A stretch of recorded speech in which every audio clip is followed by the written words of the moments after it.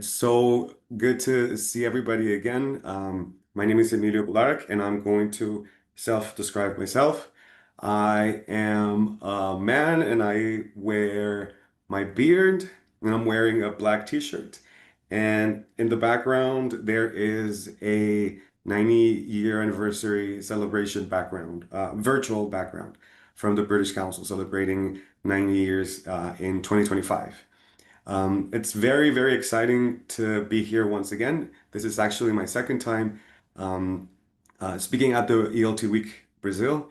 So it's an honor. It's a huge happiness for me to be here with all of you today. I'm going to share my screen with all of you so you can see a presentation. And I think you all should be able to see it now. Okay. So, yes, like you guys already know, today is the ELT Week Brazil 2025 first day for all of us.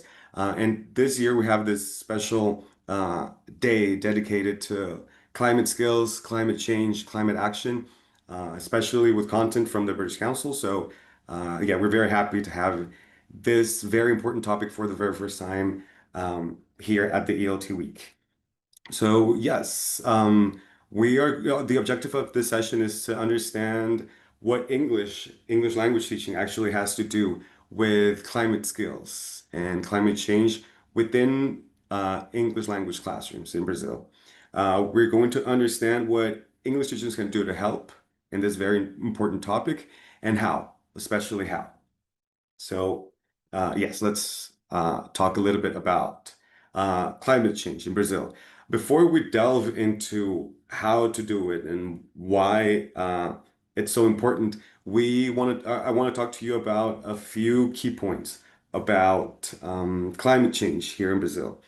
Um, so, as some of you already may know, Brazil is warming up faster than the global average at the moment. So, the global average is 1 to 2 degrees. And actually, in the past 60 years, Brazil has been warming up to 3 degrees Celsius in some regions. So, it's faster than the global average. Climate change is also projected to drastically reduce our groundwater recharge, especially in the southeast and the south of Brazil, threatening water security for over half the population. So that means the southeast is the mostly densely populated region in Brazil. So yes, this is water security for over half the Brazilian population. Sea level rise, coastal erosion and flooding are impacting 35% of the country's coastline. What does this translate to? It translates to major risk, especially to infrastructure and tourism, which are two very important areas for any country, especially Brazil. And Brazil's emission profile. So as of today, as of currently, Brazil is the sixth largest emitter of CO2 globally. Brazil's per capita emissions are driven by deforestation mostly, and of course agriculture. And you know, it's it's hard being the sixth largest CO2 emitter. Um, of course, our sources, WWF, Forbes, the National Observer, and Global from Brazil. These are our sources. So what do we do next? Why is it so important for English language teachers to get involved with climate action, and how can they bring climate action into their lessons? And the British Council is proposing the CLIL approach. What does this acronym stand for, and what does it do? Is it suitable for all levels? Is it suitable for all ages? We think that it is definitely yes. It is suitable for all levels and all ages. Let's talk about it. Traditionally, this CLIL approach, content and language integrated learning, it means content and language integrated learning. Historically, this approach, this methodology has been mostly used with more advanced classes and more advanced students. But we are proposing that this methodology it should be used and can be used with all levels and all ages. So how do we do that? How do we bring CLIL into our lessons? If you're already familiar with CLIL, please, I'm going to ask you to bear with me for just a few minutes. So you're going to see at the very base of, well, this is the CLIL pyramid. This is the structure that we use in order to plan for a CLIL lesson. So we're going to use first topic selection. In our case, we are going to use new language in English, new language material within the topic of climate skills and climate change. So this is already done for us. Choice of media. What does this mean? It means, okay, what we're going to look for vocabulary. We're going to look for articles. And this is where it changes, right? This is where it depends. Is everybody going to be able to understand an A2 level article, a B2? And so here's where every teacher should be creative and should be able to adapt a given article, for example, or a given set of words, new words that are going to be introduced during your lesson. So it should depend. It will. This is where it changes. It depends how advanced are our students, what are their ages, and task design as our third level of the pyramid. Here is where we as English language teachers use this material and make and transform it into a task. We design a new task for our students. And at the end of the lesson, of course, our students are going to be able to review what they've learned. New vocabulary, like we said, it could be new vocabulary, it could be any grammar topic, really. For example, you can use a lot of, for example, an article that has a lot of rhetoric questions. This is how you show your students, oh, you see, this is how you construct a sentence in English. And you show them, okay, in Portuguese, it's different. We build questions in a different way. But English has a very specific way of constructing, of building questions. So that's how you teach them. So you're teaching them grammar, you're teaching them vocabulary at the same time. Um, so continuing on. What can the British Council do, you may ask, to help you bring CLIL, the CLIL methodology, and climate skills to your particular classroom? So yes, what's available? What do we currently have available for you? Number one, we have the Climate Action in Language Education section. Of course, you may already know the United Nations SDG, Sustainable Development Goal number 13, is 100% about climate action. This is important for the entire world. It doesn't matter if you are in Ghana, if you are in South Africa, if you are in the north or the south of Brazil. These sustainable development goals are valid for everybody. So we have a lot of materials on teaching. You're going to see our website right here, Teaching English, BritishCouncil.org. Uh, you will find lesson plans. These are already there for you to download, print out for primary, secondary, and adult levels on topics from storms, for example, and fashion to sustainable lifestyles. There is this particular lesson plan on fast fashion that is very, very interesting, and it has everything to do with sustainable skills and climate change. So you should definitely check it out. Again, like we said during the explanation of our pyramid, these materials are available for you to adapt them and make sure that they are relevant to your context and to your classroom and the levels that you currently teach. Uh, Additionally to this, we have a downloadable resource book. It's called Climate Action in Language Education, Activities for Low Resource Contexts. I think this is a very, very useful material as well.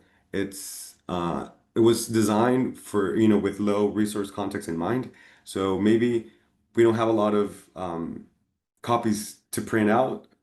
This resource book is going to help you if, for example, yeah, you can't use a printer or your printer usage is a little bit more limited in your context at your school. Um, so this includes, yeah, 30 activities across 10 climate-related topics with step-by-step instructions. So it's very, very useful, like, again, on teaching English. A collection of competition-winning lesson plans. This is one for the B1 level, which is, well, in the US we call them intermediate, pre-intermediate, and this includes videos and teaching guidances, specifically themed on climate action. So very useful, a little bit more for, for the pre-intermediate and intermediate levels. Number two, free online professional development course, Climate Action in Language Education. Now, here at the British Council, we're very, very excited to launch this new MOOC. If you're not familiar with the acronym MOOC, it's a massive open online course. If you've watched some of our sessions, if you're familiar with the work that we do at the British Council, you will see that we love acronyms. So here's another one for you. Yeah, massive open online course. This is going to be launched in October, but you can enroll right now, and I'm going to tell you a little bit more about it. So what does it include? This is a self-study course. So we're going to have from 9 to 12 hours of guided content that's going to cover environmental issues being adapted into English language lessons, how to plan for sustainability focused lessons as well, and action planning beyond the classroom, which includes lesson design, learning engagement, which is, maybe you will find that in your context, maybe it's not so easy to engage with students in this particular topic. Maybe they're interested in other topics. But again, with CLIL, you can adapt those topics with climate change and make, a very robust lesson plan. Again, you're going to have a downloadable workbook to access an online community. And I'm going to tell you a little bit more about this online community. It's going to be on Facebook, and I'm going to show you right now. And of course, you get a certificate when you complete this course that's also available on Teaching English, which is very useful. If you're a university student, you know that these certificates, this completion certificates are very useful. Um, so like I said, yes, it's going to be launched in October, actually specifically on October 2nd, and it runs through March 31st next year. So, and enrollment is open now. So you can go ahead and go on teachingenglish.org so you can enroll in this course. I guess it's important for me to mention that this development course is absolutely free. You're not going to pay a cent to take this course. It's free um, if you log on to teachingenglish.org and you create an account. That's the only thing that you need to do. Number three, additional resources via Climate Connection and school tools. So Climate Connection, this is our program that offers resources for educators and schools focused on climate education and sustainability. Again, supporting the United Nations Sustainable Development Goal number 13, like we were talking about a little bit earlier. The E20 projects from Schools Connect. This is a creative challenge-based resource with tasks such as growing local plants, creating eco-warrior characters, reducing water usage, calculating your carbon footprint. If you're not familiar with this calculation, it's very, very interesting. You can calculate, for example, the footprint of your bus ride every day to school or every day to work. It's very, very interesting. And I've noticed that a lot of students become very interested and very engaged when they do their own calculations. How much it costs for me to go to the beach, to the closest beach. It's very, very interesting. And of course, making pledges or campaigns, which is very important. This is how you continue engagement beyond your classroom beyond the time of your effective lesson. So yes, again, these are suitable for younger learners and international project collaboration. It is available for free as well on our website. Teacher toolkits, regional British Council sites. They offer modules a little bit more focused on challenges, sorry, depending on your region in the world. Plastic pollution, zero waste, and student leadership, designed for school students, 7 to 19 years, for yeah, like I said, school students. Uh, how using those materials. Use case. For example, you're going to use single lessons addressing specific climate themes, or you could, focus on a multi-week project or action-based modules. Again, teacher capacity building. If you're a teacher educator, this is going to help you diversify your lessons or your training sessions. And of course, you can engage your students into leadership campaigns and critical thinking tasks. Like we believe in the U in we at the British Council, critical thinking should be part of any given lesson. Uh, Again, these lessons are divided by level and topics. Everything is downloadable. Everything is available for free. Nothing is going to be locked out or charged for. Everything is 100% open. The climate action in language education, massive open online course. Like we said, this is probably our biggest campaign at the moment. This is what we're focusing a little bit more on. You will take this course with people from all over the world. So again, please check it out. And skill-based lessons like sea level rise, eco pledges, campaigns, zero waste, fast fashion, etc. So a lot of people will probably be asking right now on the chat, how do I enroll? How can I take this massive open online course? First, what you're going to do is go on teachingenglish.org.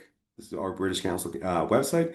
If you don't have an account, you can register for free and get an account. Again, it's going to be 100% free. And if you already have an account, just simply log in.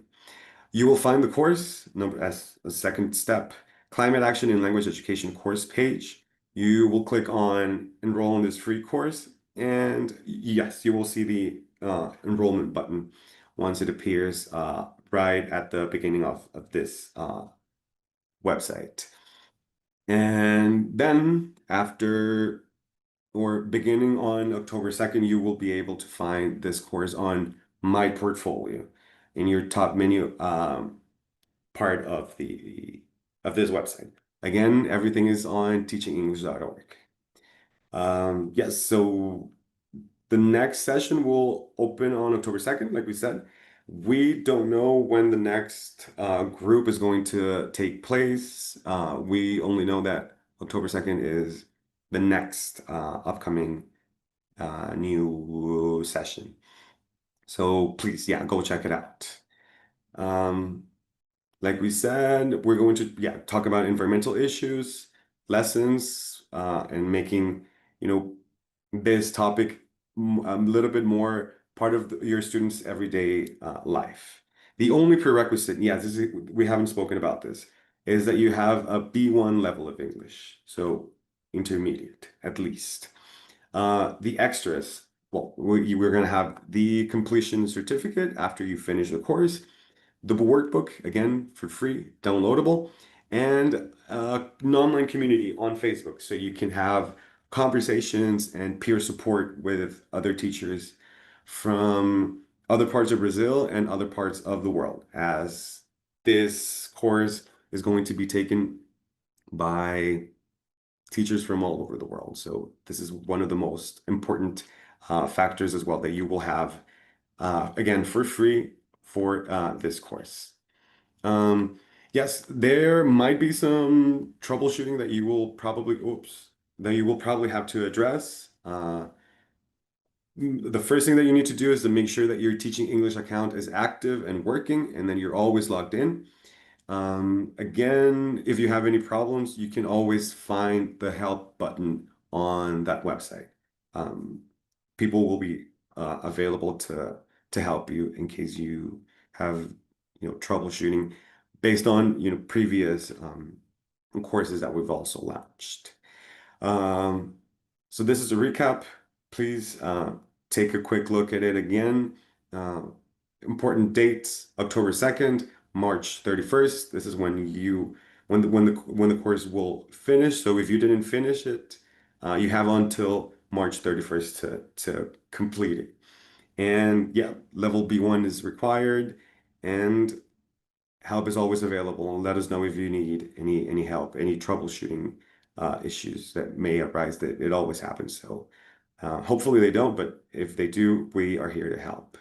So again, my name is Emilio. It was so very good to be here once again with you. Like I said, this is my second time. It's my honor to be here, and I will be available for any questions, comments, or concerns that you may have. So thank you very much, and see you at the Q&A session. Olá.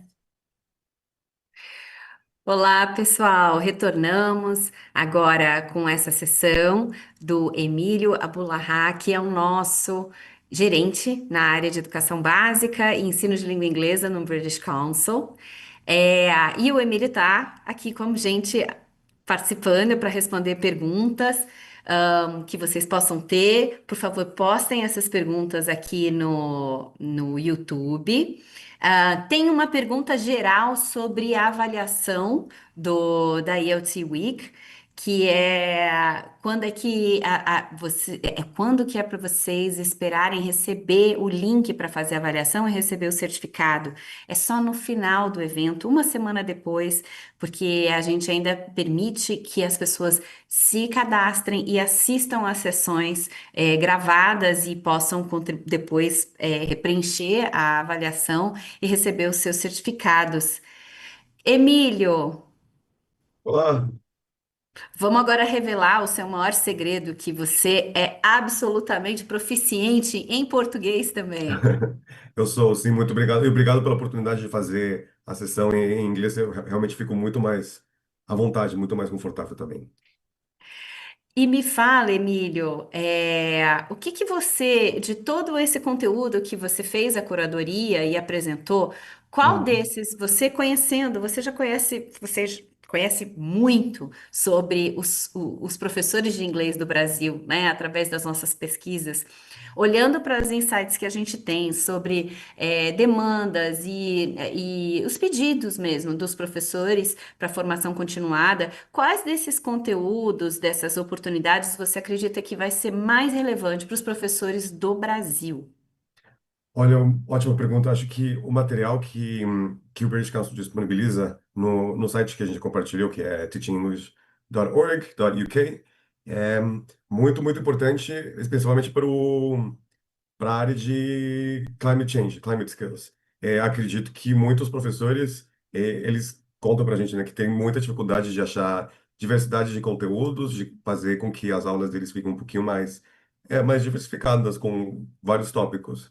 É, Acho que, sim, é uma oportunidade muito, muito importante para todos os professores do Brasil conseguirem aplicar esses materiais. Então, por exemplo, voltando à pergunta, acho que achei bem interessante, por exemplo, o artigo de fast fashion, que é um problema muito grande que hoje em dia acontece no Brasil, bastante. Então, por exemplo, esse vai ser um material bem útil, acredito, para os professores do Brasil.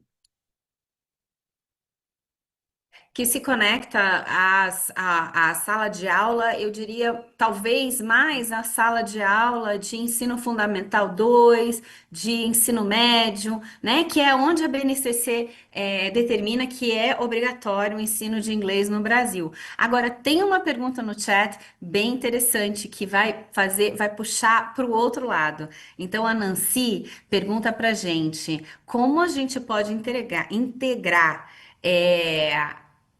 educação climática, né, consciência sobre a sustentabilidade no ensino de inglês nos anos iniciais. Então, para ensino fundamental um e até para a educação infantil, qual é a sua recomendação? O que que você acha sobre isso, Emílio?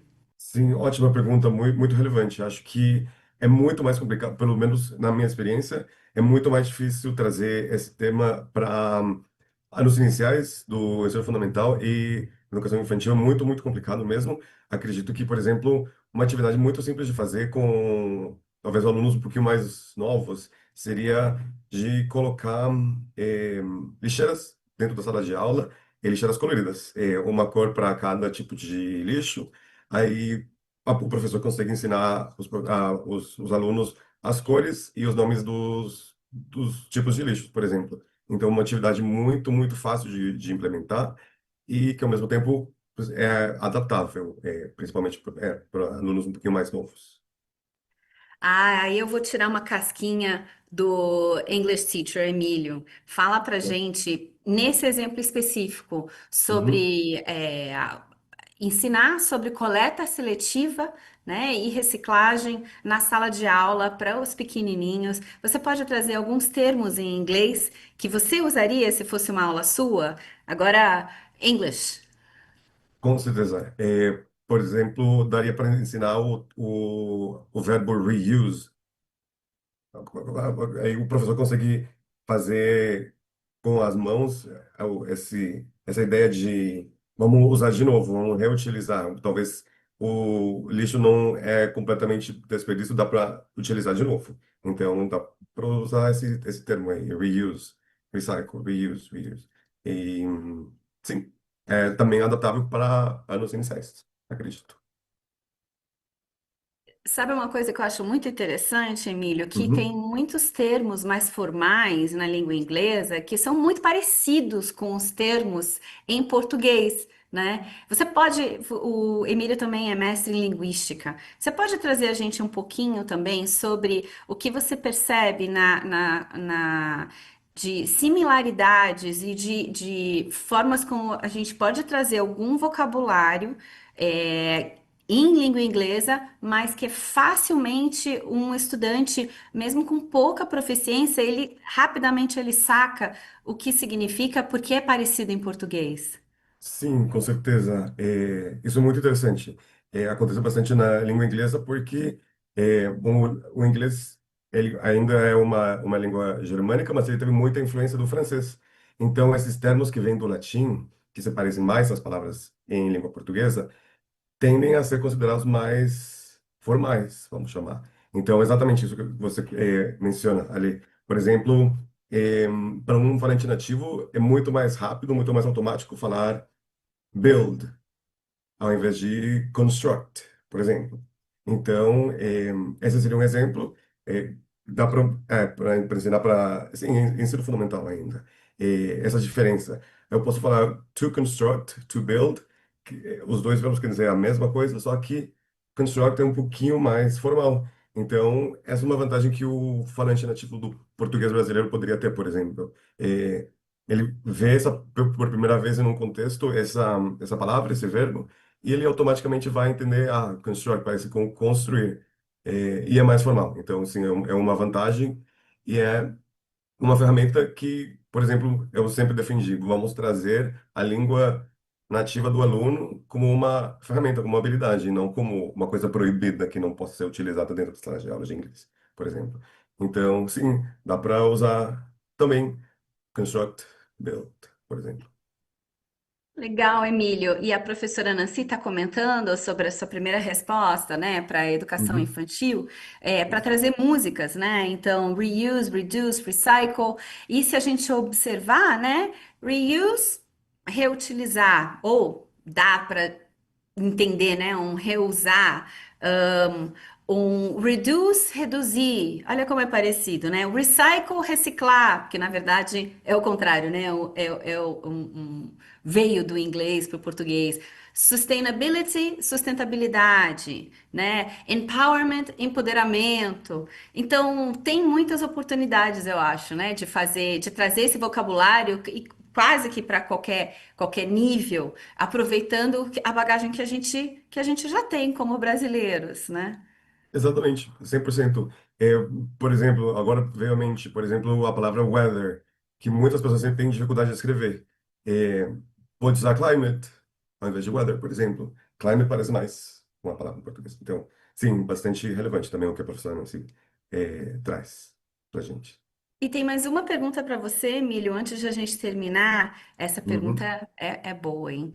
É uma pergunta da Magali, da Magali.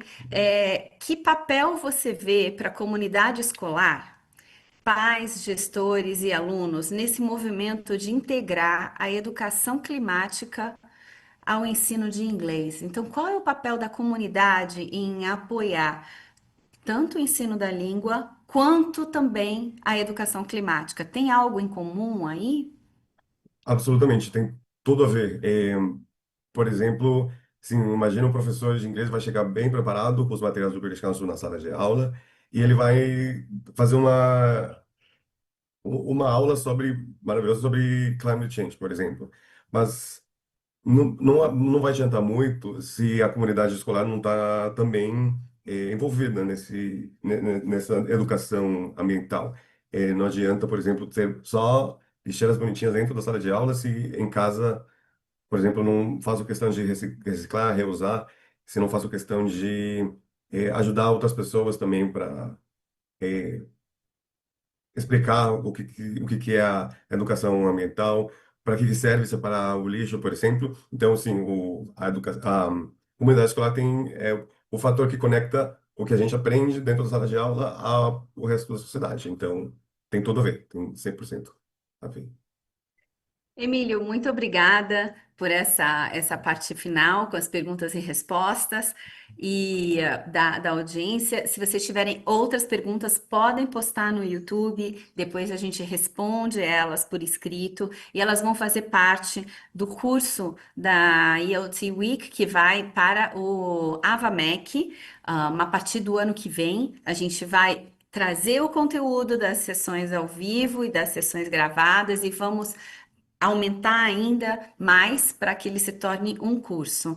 E é bastante recheado para professores, um curso de 40 horas no total. O curso vai falar sobre tecnologia e ensino de inglês. Esse é uma trilha, e o outro trilha vai ser sobre educação ambiental e educação antirracista. Então, aguardem cenas dos próximos capítulos. A gente vai dar uma pausa agora de 5 minutinhos. Vocês vão olhar, ver o link da próxima sessão está no chat do YouTube. Eu convido vocês a participarem e para conhecer agora o professor Maurício. O professor Maurício é da Ilha do Marajó e vai contar para gente como que ele ensina inglês, como que ele ensina educação ambiental nas comunidades ribeirinhas lá no Pará. Até já!